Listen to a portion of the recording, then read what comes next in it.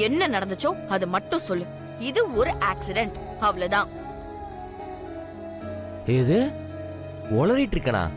அதுதாண்டி உண்மை. போட்டுன்னு வச்சுக்கோமே, பொல்லெல்லாம் புட்டிரும். என்ன அடிக்கவெல்லாம் வர?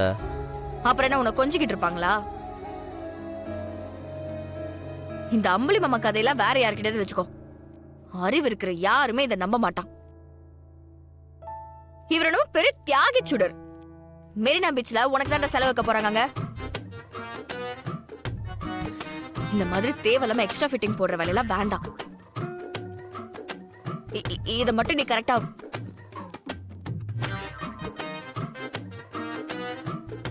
என்ன என்ன பாக்குற?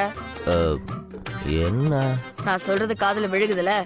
அங்க போய் ஏதாவது உளறிட்டு இருந்த, இப்போ ஓங்கின கையும் அடுத்து உன் கண்ணத்துலதான் இருக்கும்.